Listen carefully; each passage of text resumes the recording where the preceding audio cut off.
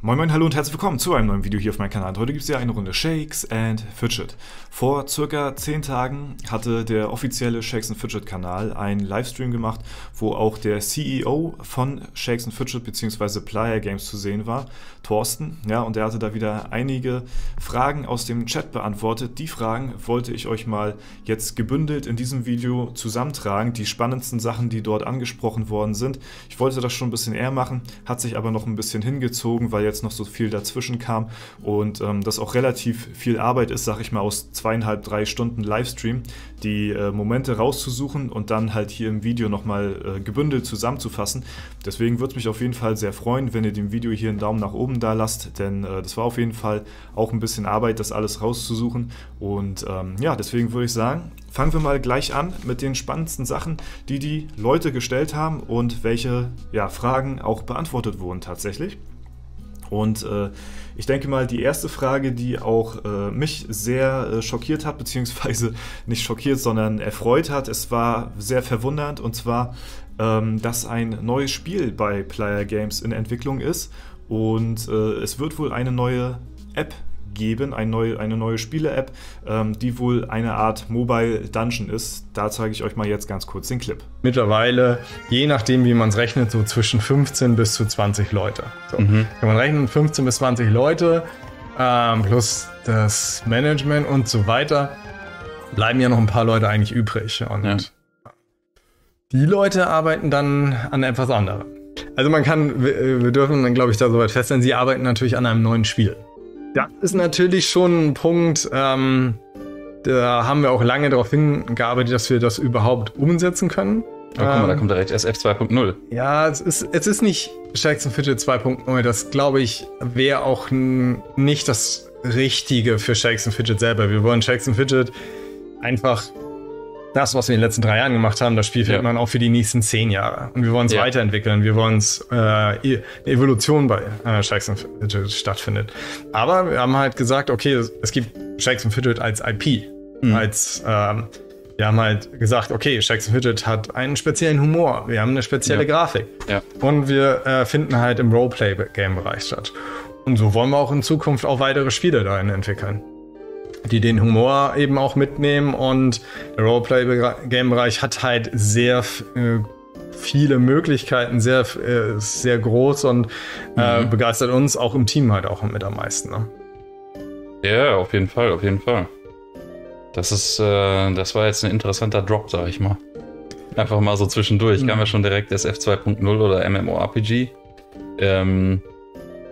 Also der derzeitige Working Title von dem neuen Spiel ist Mobile Dungeon. Ja, also ich bin sehr gespannt, was das Ganze wird. Wirklich, also ich kann es da kaum abwarten, muss ich sagen. Obwohl ich tatsächlich so sagen muss, ja, ich hoffe mal, dass es auch so wirklich in der Browser-Version beziehungsweise bei Steam kommt und halt nicht nur eine pure App als solches ist, weil ja, das würde ich persönlich mehr fühlen als nur eine pure App. Aber so oder so wird es auf jeden Fall eine ziemlich coole Angelegenheit werden. In der Vergangenheit gab es ja schon öfter Spiele von Player Games wie Kickerstar, Blood Moon, Tiny Island, die wurden ja alle eingestellt und es wurde sich nur auf Shakes and Fidget konzentriert. Deswegen bin ich sehr gespannt, ob es diesmal klappt. Es gab ja auch so eine Spiele wie Clash of Empires, die versucht haben, auch auf dem Markt zu landen in der SF-Universe. Hat auch nicht so geklappt. Und deswegen bin ich sehr gespannt, was das in Zukunft dann werden wird.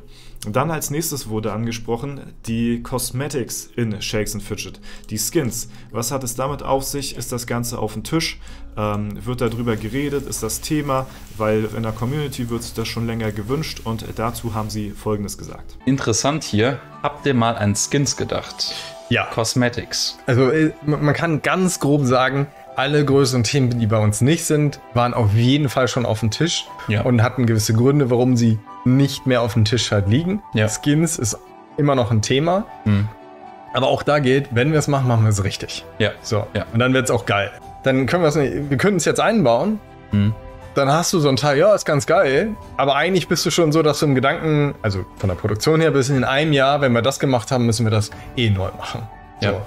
Und Skins definitiv ein Thema. Und es gehört auch, finde ich, gerade weil es so einen Aspekt hat, weil es ja, du kannst dafür Geld ausgeben, musst es aber nicht. Jeder kann das ja selber. Es hat keinen Einfluss auf das Spiel. Ja. Aber es hat halt einen optischen Effekt. Aber gerade auch dafür ist es ja auch so, da musst du auch mehr davon sehen. Ja. Du musst die anderen Spieler auch mehr davon halt sehen. Das ist ein interessanter Punkt. Und das funktioniert im Moment noch nicht so geil. Im Moment noch nicht. Aha. Genau zuhören. Ihr müsst immer genau auf die Worte achten. Ja. Ja, als nächstes wurden dann auch noch ein paar Themen beredet, die, denke ich mal, mehr oder weniger selbstverständlich sind oder wo man von ausgehen konnte, dass das passieren wird. Das habe ich euch jetzt nicht hier reingeschnitten, das sage ich euch jetzt nur mal ganz kurz so. Und zwar wird es in Zukunft auch natürlich wieder neue Klassen geben. Das steht, denke ich mal, außer Frage und ich denke mal, die meisten von euch konnten sich das schon denken. Und das, in welchen Zyklus das kommen wird, das wurde jetzt so jetzt nicht gesagt, aber dass es in Zukunft weitere Klassen geben wird, das war, denke ich mal, klar. Dann wurde noch über die Fusion gesprochen, die jetzt in der ersten Hälfte 2024 denn stattfinden soll. Die haben wir ja jetzt schon teilweise in der Vergangenheit, beziehungsweise die letzten Tage, ich glaube gestern, hatte ich euch das gezeigt, die Fusion.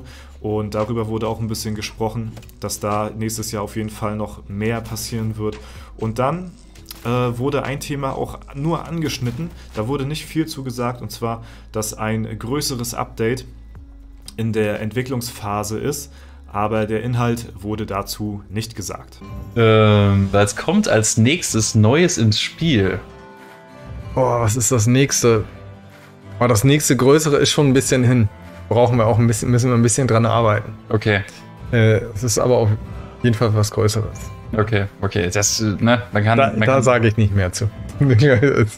Des Weiteren ein großes Thema, was ich auch in der Vergangenheit hier und da öfter mal angesprochen hatte, weil mich das Ganze ja auch selbst irgendwo betrifft. Mit einem 666er Account würde ich mich da jetzt mit einordnen, sage ich mal einfach. Und zwar das Late Game bzw. die Late Game Spieler. Was macht man für die in der Zukunft? Werden dort zukünftige Updates kommen?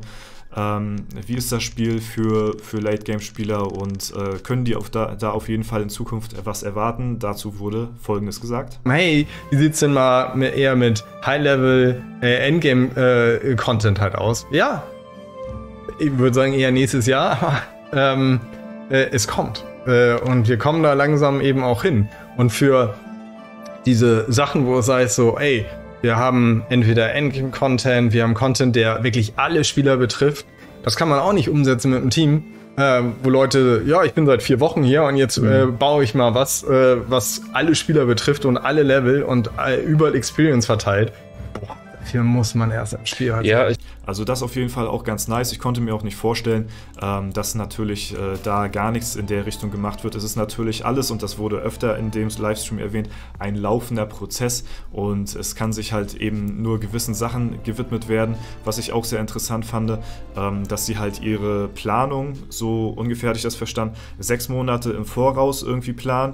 Und wenn jetzt zum Beispiel irgendwas Heftiges an Updates oder irgendwelche Vorschläge oder irgendwas kommt, dass das erst dann in 6 Monaten so mehr oder weniger verwirklicht werden kann, weil bis dahin halt noch ziemlich viel an Content in der Pipeline ist. Es sei denn, es müssen irgendwelche Notfälle, sag ich mal, oder Eingriffe ins Spiel passieren, die halt dann unerwartet sind, um halt gewisse Umstände halt zu fixen oder so. Ne? Ansonsten, planen die halt ihre Updates auch relativ lange vor, und wenn jetzt halt heute irgendwas gesagt wird, beziehungsweise irgendwas aufkommt, dann wird das halt dann erst in einer gewissen Bearbeitungszeit halt münden, und das ist, denke ich mal, aber auch verständlich.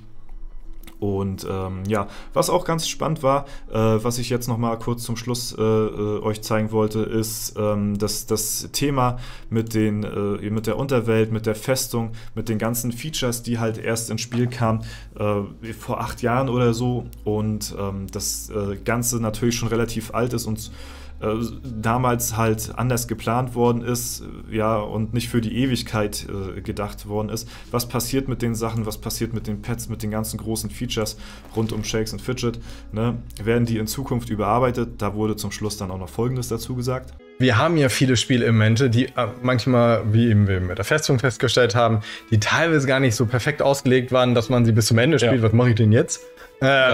So, und all diese Feature, auch Pets werden ja auch teilweise genannt und so weiter. Ja. Hey, ist natürlich so, natürlich werden wir auch diese Feature halt anpacken. Alles was vor 2021 an Features ins Spiel gekommen ist, werden wir auf jeden Fall in den nächsten Jahren auch überarbeiten. Ja, also so oder so kann man auf jeden Fall davon ausgehen, dass in Zukunft in Shakes & Fidget noch deutlich mehr passieren wird. Es ist natürlich alles eine Frage der Zeit.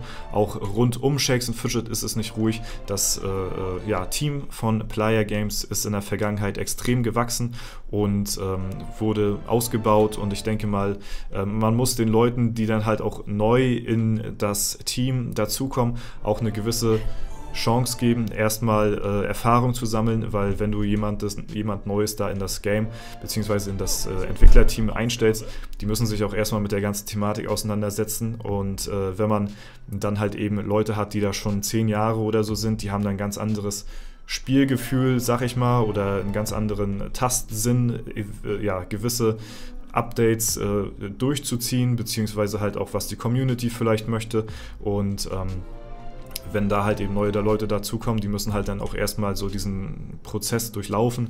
Deswegen kann ich das auch nachvollziehen, dass das natürlich alles immer so, ja, peu à peu passiert. Ne? Ich denke mal, das ist halt auch ganz verständlich. Und das waren so auf jeden Fall die spannendsten Sachen, die ich jetzt erstmal so rausgefiltert habe aus dem Livestream. Das ist auf jeden Fall immer sehr cool, dass sich da hin und wieder auch der CEO auf jeden Fall in den Livestream setzt und da ein paar spannende Fragen beantwortet. Das macht auch nicht jedes Entwicklerteam bzw. jeder Chef von der Firma, von dem Game, der das Ganze leitet und deswegen finde ich das sehr beachtsam und sehr cool auf jeden Fall zu hören. Tut mir leid, dass das jetzt ein paar Tage später kam. Vielleicht hat das der ein oder andere von euch schon mitbekommen. Vielleicht bekommen das jetzt erst Leute mit. Auf jeden Fall wollte ich das ganze Thema nochmal so zusammenfassen und gebündelt in dem Video hier euch präsentieren, damit ihr da auch auf dem neuesten Stand der Dinge seid. Alles klar, das war es soweit von mir. Wenn es euch gefallen hat, wie gesagt, lasst gerne eine Bewertung, Kommentar dazu da. Würde mich auf jeden Fall sehr freuen. Schreibt mir sehr gerne eure Meinung zu den angeschnittenen Themen in die Kommentare. Das würde mich auch sehr interessieren. Ansonsten war es das soweit von mir. Haut rein und bis zum nächsten Mal.